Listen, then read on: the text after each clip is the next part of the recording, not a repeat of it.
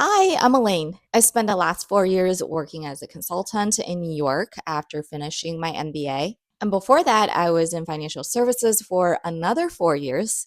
So I've got over 10 years of experience in corporate America. Recently, I passed on a promotion and quit my job in the middle of a potential recession. And today I want to share why. Not because I have it all figured out, but I hope this sparks something for you, especially if you're feeling stuck in life or at your job. I joined consulting right out of my MBA, fully committed. I worked hard and I wanted to be a director as soon as possible. And in the early days, I loved it. I thrived off the energy, late nights, smart team, great feedback from clients. It was exactly where I needed to be. But somewhere along the way, I lost the why. So when the promotion came, I didn't just say no to it. I actually walked away. This was a decision that I've been contemplating for over a year. So why I quit? There was one simple reason. The work no longer gave me the emotional satisfaction it used to. And that is very important to me. In my first 2 years, I wanted to prove myself. I was energized by the challenge. But by year 4, the work high had disappeared. Every project started to feel the same. But the scary part was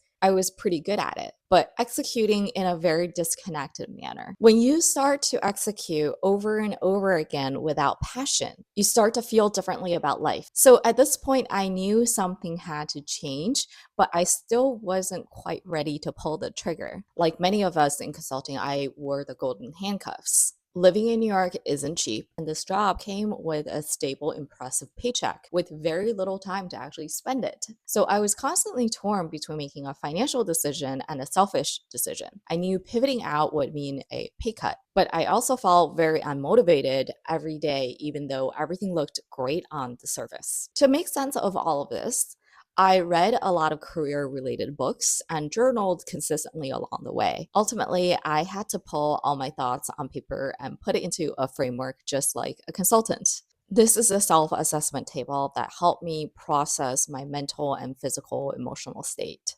I put this table under the post section if you choose to take a look. What I like about this table is it helps you to put all of your random thoughts into a framework. When we're making a stressful decision like this, you have a bunch of conflicting thoughts, and the brain has a hard time logically laying out the pros and cons.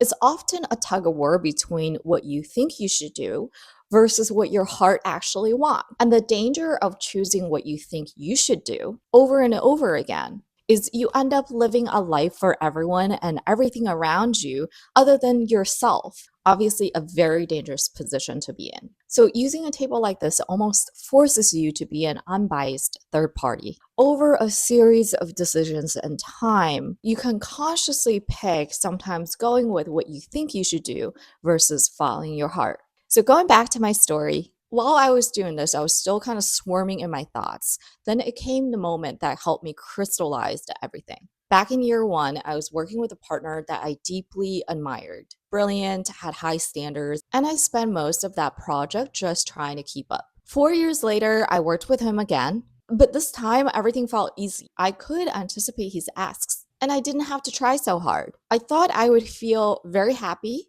but instead I just kind of felt indifferent. Oh, I could do this now. Is actually just a skill that you can learn over time. That's when I knew I had outgrown the path I was on. And continuing on this path would just mean same thing with more intensity. Once I realized that, I knew I couldn't stay, even if I didn't have a perfect plan together. So what's next? I'm using this channel to document my reset, finding joy, testing new ideas, and rebuilding work on my own terms. If that sounds like something you're interested in, hit subscribe. Some people view work as a way of making a living and support their family, and there's absolutely nothing wrong with that. For me, I don't have the financial burden to support a family. I have the luxury of only making decisions for myself. We spend so much time at work, and I just refuse to go through the motion with no agency. So you see me posting a lot more videos like exploring my interest, different ideas of making money, and how other people make a living while integrating their passion. Since we're on the topic, I want to highlight one of the biggest shifts so far after quitting is reclaiming my mornings. When I was in consulting, mornings often felt very chaotic. I was either catching a 6 a.m. flight, or refreshing your inbox, keeping a pulse on what happened overnight. So I felt too often my mornings were hijacked.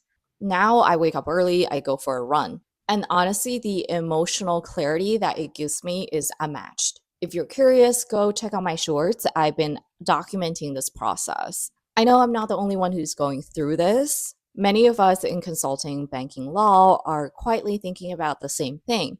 Is this it? And what's next? So I hope you stick around.